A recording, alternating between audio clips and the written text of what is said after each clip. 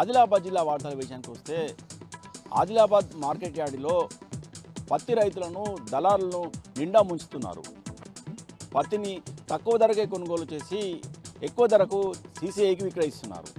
గత 15 రోజులుగా సాంకేతిక కారణాల కారణంగా సీసీఐ కొనుగోలు నిలిపివేయగా ఇటు ప్రైవేటు వ్యాపారులు అటు పత్తి దళారులు రైతులను నిండా మోసం చేశారు.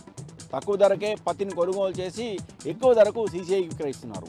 ఈ రోజు నుంచి సీసీఐ కొనుగోలు ప్రారంభించినప్పటికీ కూడా ఆదిలాబాద్ మార్కెట్ యార్డులో మాత్రము ప్రైవేటు పత్తి వ్యాపారులు దళారు రాజ్యమేరుతున్నారు. పత్తి కొనుగోలును పర్యవేక్షించాల్సిన మార్కెటింగ్ శాఖ అధికారులు చూసి చూడనట్టు వ్యవహరిస్తున్నారు. దీంతో ఆదిలాబాద్ మార్కెట్ యార్డులో పత్తి వ్యాపారులు అలాగే దళారులదే పైచేయిగా ఉంది. ఇప్పటికైనా ప్రభుత్వం స్పందించి వెంటనే ఈ దళారుల వ్యవస్థను తొలగించాలని అలాగే సీసీఐ కొనుగోలు చేసే విధంగా చర్యలు చేపట్టాలని రైతు సంఘాల ప్రతినిధులు డిమాండ్ చేస్తున్నారు. ఇక నిర్మల్ జిల్లా వార్తల విషయానికి వస్తే జిల్లాలో రైతులు ఎరువుల కోసం పడరానికి కష్టాలు పడుతున్నారు. జిల్లా వ్యాప్తంగా రైతులకు ఎరువుల కోసం తిప్పలు తప్పడం లేదు.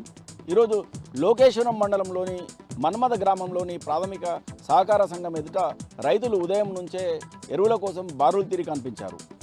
ఉదయం 6 గంటలకే మన్మద గ్రామ ప్రాథమిక సహకార సొసైటీ సమీపంలో గ్రామంలోని ప్రాథమిక సహకార సంఘం ఎదుట రైతులు బారులు తిరిగి నిల్చున్నారు. ఉదయం 6 గంటల నుంచి మధ్యాహ్నం 12 గంటల వరకు కూడా రైతులు ఎరువుల కోసం నిరీక్షించాల్సి వచ్చింది. అయితే రైతులకు ఎరువులను అందించడంలో మాత్రము సహకార సంఘానికి చెందిన అధికారులు సిబ్బంది వైఫల్యం చెందారు. ఒక దశలో చేతులెత్తేసే పరిస్థితి కనిపించింది.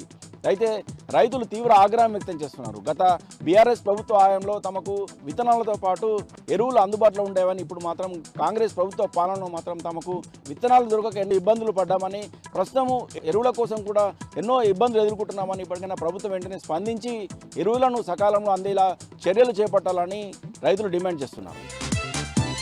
ఇక మరో వార్తా విషయానికి వస్తే జిల్లా కేంద్రంలోని పోలీస్ పరేడ్ గ్రౌండ్లో సాయుధ సిబ్బంది వార్షిక మొబైలైజేషన్ శిక్షణ విజయవంతమైంది. ఈ కార్యక్రమానికి జిల్లా ఎస్పీ జానకి షర్మిల ముఖ్య అతిథిగా హాజరయ్యారు. ఈ సందర్భంగా జిల్లా ఎస్పీ సాయుధ శిక్షణ సిబ్బంది ఇచ్చిన గౌరవ వందనాన్ని స్వీకరించారు.